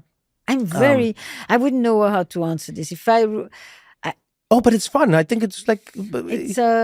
Because I think it's not about like knowing certainly. I know how I would answer Yes, this. go. But it's not, I'm going to start on the conceptual level. I think this thing I just described, how do you balance the I and the we? Okay. Me and the other. Us, them, all these divisions. The majority of these issues in relationships, for sure, it's complex. In relationships of two people, if there is a complicated question that can have two polarities, it's very easy to take half of the story. I take one side of the issue and I put the other side on you. And you could do this with, should the kid have a pacifier, as you could do this about sex, as you could do this around money. It doesn't matter the issue. Polarization doesn't have much to do with the thing that you're actually differing about. It's the fact that you've taken the complexity and you have parceled it out. If you were alone, you would have to deal with both parts of it yourself. Oh, damn. Right? Do I want to clean or do I not want to clean? Do I want to get up? Do I want to exercise? Do I want to pray? You would have to negotiate inside of you the two sides of the complexity of this issue, because there are different sides. Yeah. And you would have to figure out yourself, do I work or do I take off? Do I want kids? Do I not want kids? Do I want to be in a relationship? But when you're in a relationship, it becomes I want A and you want B and now let's fight. And this piece about how you have to negotiate the complexity and you can't resolve it by just picking one side, but it is all about integrating these polarities is, I think, what makes us either in a good relationship or not, or in a good society or not, for that matter. The opposite of that is cleavages, intolerance, conflict, disconnect, polarization, all the words that are rampant these days. So am I hearing you correctly if I say that essentially what you're saying is we need to still be able to grapple with both parts of the conversation? Yeah. Do I want tradition or do I want innovation? Yes, do but you must sort of hold both. Exactly. Right. Do we want Europe, tradition, history, the past, the timelessness, the Sunday? Or do we want the United States, efficient, pragmatic, everything is open 24 hours, 7 days a week, as if it's that or that. It's not. We appreciate this and we appreciate that. Yeah. So how do we bring these things together? Complex problems don't get solved. They are paradoxes that you manage. It's almost like I'm picturing sliders while you're saying this. I'm almost going, you might raise a slider and say, I think 70% relaxation right now, 30% not, but not on off. Exactly. It's like you're talking about like dimmer switches for our opinions versus on-off switches. And it's a both and that changes constantly versus an either or. Because these things are they're too complicated to make it an either or. Tech, AI, all of this, like this or that, the old system, the new system. No, you want this, but there are consequences to it. So can we check on it? Then we want some of that, but we don't want all of what it was. Yeah. And this is a very different way of resolving the big issues of our life, of our society, of our relationships. And I don't know how one helps to shift that, but that would be, if somebody can help me, do this at scale, I want to be on the lead of that. Okay. I'll apply my mind to it. I might not be the person, but I might bump into the person. So You let me know. But Yeah. do you know what I'm saying? I completely understand what you're saying. And I think,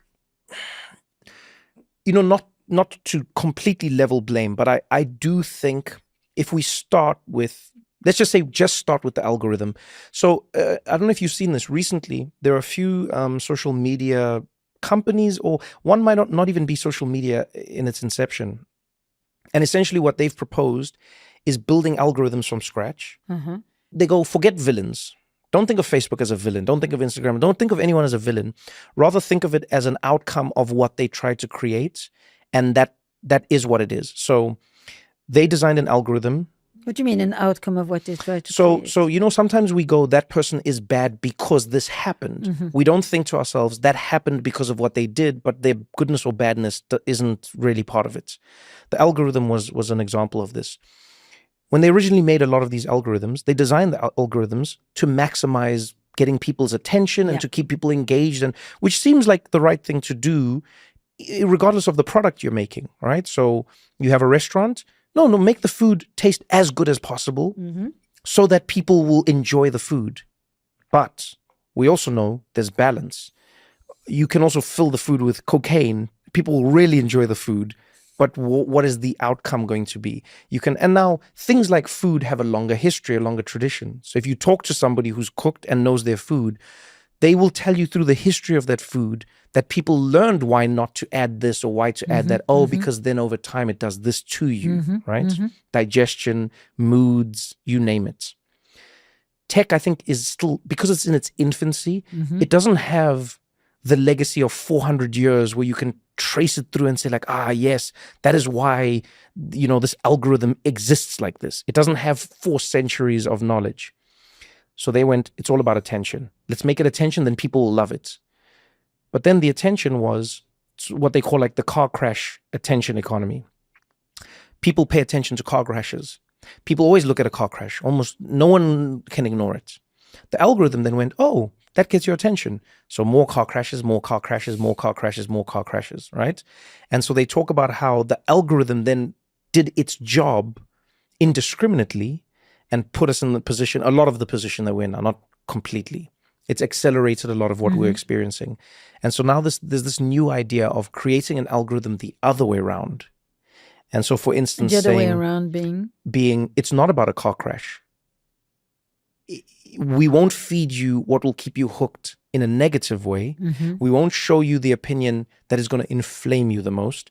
We won't we will connect you with the people who you know and who you follow, which seems like a small thing, but apparently it's big.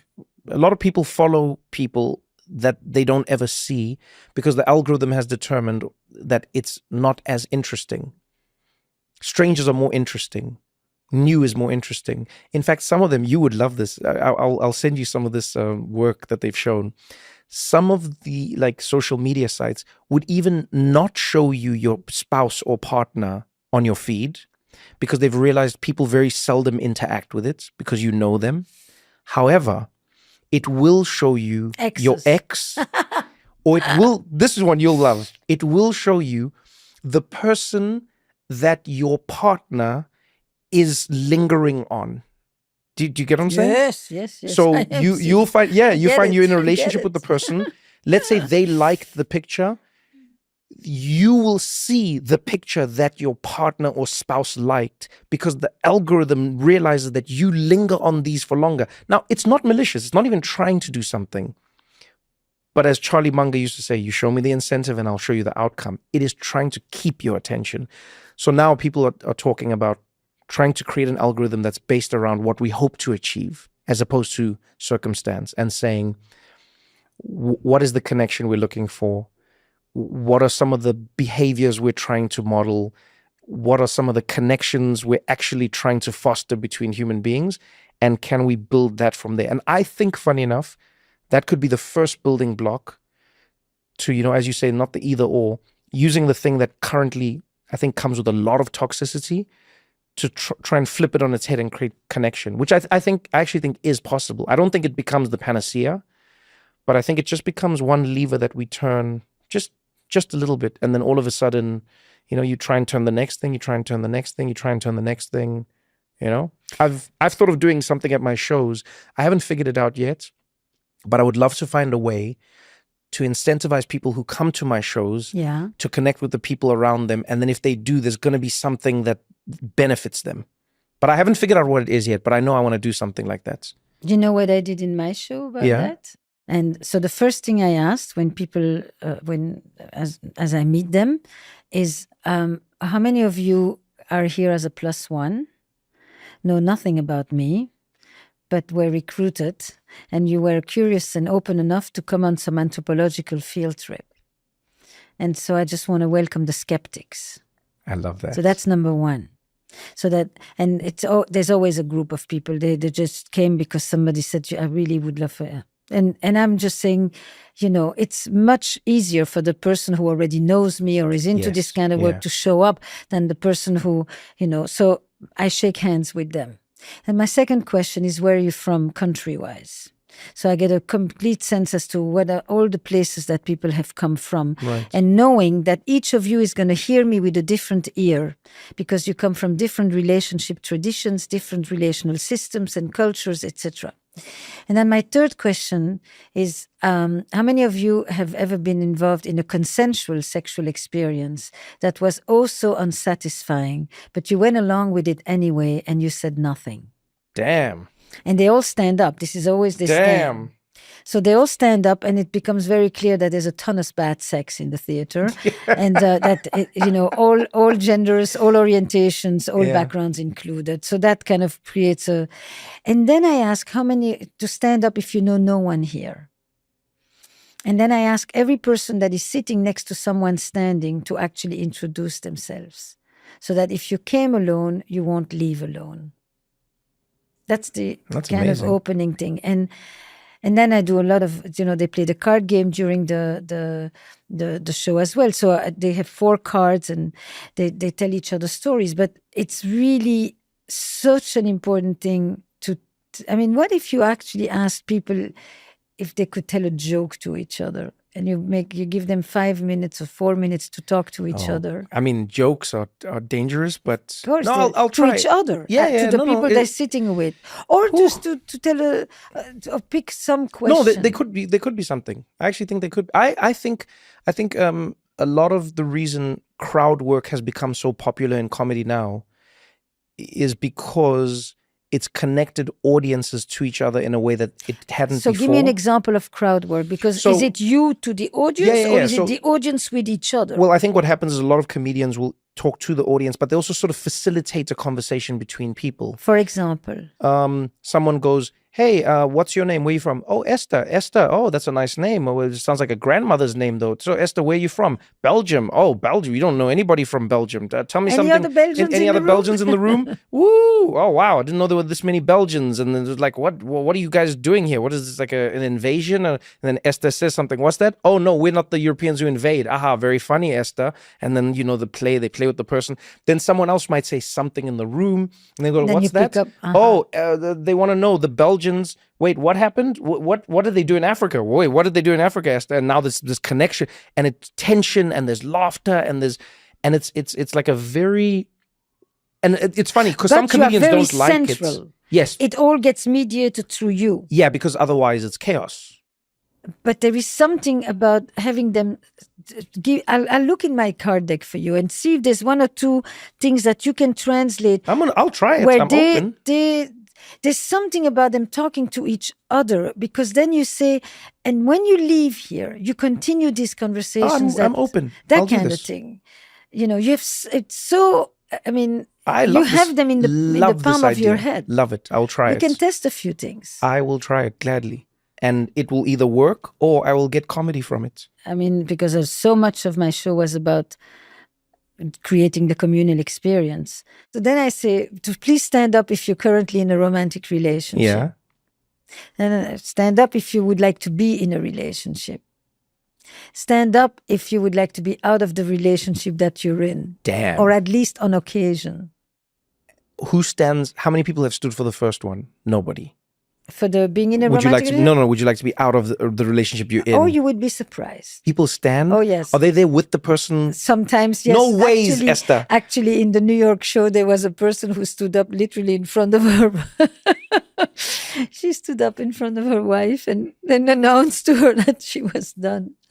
But it's meant to be funny, like on occasion. Who hasn't on occasion thought, what am I doing here? I'm done with this. No, I can see the humor in this. But sometimes people don't see it as so. And so you have both voices. The one that is taking this light and is taking this with humor, and the one that is actually sending a message. Sometimes they're there alone, sometimes they're there with the partner. And I raise my hand, I say, me too. I've had those thoughts. But let's be honest for a minute. Come on, we can't start a conversation if we don't at least include this. It's another way of saying relationship ambivalence is a part of being in a relationship. I'm going to do this. Now you've given me homework and like a challenge. How do I connect my audiences more? Half of it because I think there can be beautiful outcomes, and the other half is just because I like the possibility that things might not go well. You'll tell me. Oh, definitely. There's a story on the other side of it. I think there's a beautiful story on the side of everything that doesn't go well. I was saying this the other day to a friend of mine. It was about relationships, and I said, and this is genuinely how I feel. I was like, I really do feel sad that now more than ever, people seem to discard everyone that has been in their lives as a quote unquote mistake, as a waste of time, as a, you know what I mean? And I don't know why I have such an aversion to that, but I go like, no, and by the way, I'm also not one of those people who's very pro the like, it all happens to you for a reason and it was meant to be. No, I don't think of it like that. But I don't know. I don't know why. But you think it has something to do with the perfection? That people are, it's like bad investment. Yeah, I do think it's so. Like I think it's market mentality applied to people too. It's bad ROI. That person wasted my time. Yeah. She said that she wanted this, and then 4 years later, and then what a waste of time. And then I go, but how was it a waste of time? When you were in it, what were you feeling? What were you experiencing? What were you doing? What were you know what I mean? Like, how was it a waste of time? Did it have a bad outcome? Or do you feel like the whole time was a waste? Did it not end the way you wanted it to end? And then I'll often say to them, what if they died? Because that's the thing I was like, okay, I go, what if they died? What if they died? And so the promises they made to you could not be fulfilled. What if they died? And then they go, oh, but that's different. That's different. And then I go, but in a way it isn't. This is romantic consumerism. Huh? This is transaction. You wasted my time. That's an amazing statement to make on a relationship. It wasn't worth it. It didn't deliver. It had a poor ROI. Yeah. I mean, it's really, we have done an interesting thing, right? We've brought psychology to the business world and we've brought the market to the relational world. We brought the business mentality into our relationship. Is it worth my time? Should I invest in here? I don't, when you really look at what it does to people, it's not the most pleasant thing. Right. Yeah, you were one of the first people who told me, and this like opened my eyes completely. We were talking about Europe, the French, France, just this whole idea. And I remember I had gone to Mexico City. And one of the things I noticed in Mexico City was how many groups of mixed gender friends were hanging out. Just dinners, lunches, you name it. And I love, when I'm in a place, I love asking people, where are you from? How did you come here? Who are you? Especially in a city that has a mix of the natives and then people who are relocating or visiting. And yeah, I was surprised. So many people were like, oh no, we're friends. I was like, oh, I thought you were a couple. No, we're friends. What about you? Oh no, we're this. And and I remember talking to you about it, and you said something that fascinated me. You said like, in America, because I had experienced this when talking to people, a lot of people will say, what are you looking for? Oh, well, then what's the point?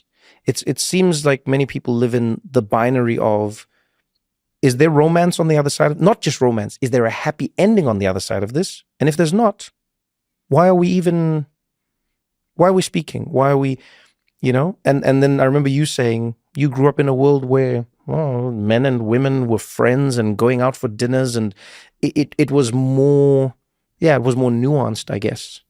Nuanced and less goal-oriented, less outcome-driven. Outcome, yeah. It's like the experience itself has value. The process is interesting. As they often call the journey. But it's really the experience itself has meaning and value of its own. It doesn't get measured by the outcome. I would apply this to a lot of things in life. But it is the fundamental difference between task-oriented versus relationally oriented. Task-oriented is, what does it deliver? What do I get from this? Yeah. What's in it for me? This is an amazing expression. Doesn't even translate in French. What's in it for me? Like the phrase. It just doesn't exist in French. What's in it for me? It's succinct to the point. It's very, very clear what it means. Is there something for me to gain here? It's a very interesting sentence. What's in it for me? And versus, pleasure, the fun, the discovery, the exploration, the mystery, the surprise. I mean, those elements, which I consider the elements that are essential ingredients of the erotic, of the feeling alive. Yeah. Because you can accomplish a lot of things. That doesn't mean you feel alive. It just means that you feel like you've accomplished a lot of things. And it's a different level of existence. And that does go back to the thing I described about my parents before. It's like they definitely, that was very central to them. I thought of that recently because you as I listen to you, it brings back memories. My mom used to tell me that when they arrived to Belgium, they would go on Saturday night to the ball, talk about the coming together, and they would go dancing, and they would have to dress up and take the trolleys, the tramway, and go to Brussels and go dancing. And I'm just thinking, oh la la, after all of this, you just went dancing.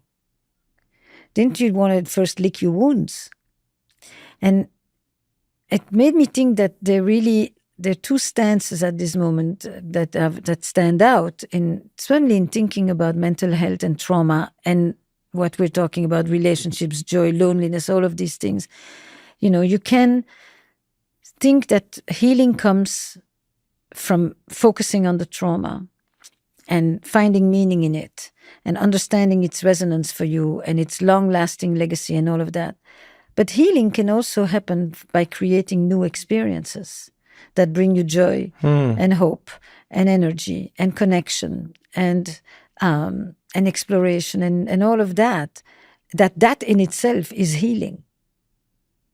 And I think that those are two very important doors that we stand in front at this moment, individually and as groups, as communities. Yeah, I like that for us as a society right now, to ask ourselves, do we want to create new memories and new ideas that will heal the wounds that we've experienced? Or do we want to shut it all down and focus on not losing what we think we have? Or in a couple, sometimes you need to first start by addressing all the problems. Or sometimes you start by actually talking about the things that are going really well and the things in which you connect beautifully and the things that never pose a problem, so you don't even think about them. And you first need to like the person again, and they first need to feel like you want to be touched by them again. And then maybe you can go and sit down and think about what happened when you had this mega argument. And a lot of people in the field of conflict are talking about 80-20. Right? It's the 80% that you actually agree upon or share a vision for or care for. Yeah. And the 20% that you don't, but we have a real knack at this moment to go to the 20% first. Yeah. And I think that we have a lot to gain to rebalance that a little bit. That's where I'm at. I think that's where we're all at. This has been fun. This has really been great. I like that. I think let's wrap it there. we could go forever, which is what I always think makes a great conversation and what makes you one of my favorite people. The infinite nature of pondering life is what makes it very enjoyable. And I think one of the main things I admire about you is how doubtful and yet adventurous you are. It's a fantastic combination. Because some people are doubtful, but that limits their ability to want to go out and see, explore, discover. And then there are other people who are adventurous, but they almost approach it with a reckless abandon that can bulldoze through certain ideas and people around them. I think there's something really wonderful in being doubtful, but also adventurous. And you know how I do it? By holding the hands of others. Oh, I like this. If I go into nature, and I know I'm a city person and I really don't know nature, and I feel very vulnerable in nature, but I'll go into all kinds of adventurous trips in nature because I'll attach myself to someone who I trust and knows it well. So I hold the hand. But I do this in my work too, and I mediate the dangers of the world through the trust that I have in other people. I love this. You've left me a lot to think. I'm gonna, I'll apply myself. Let's get people back into laundromats. Esther, thank you so much. Thank you. This has been wonderful. Treat.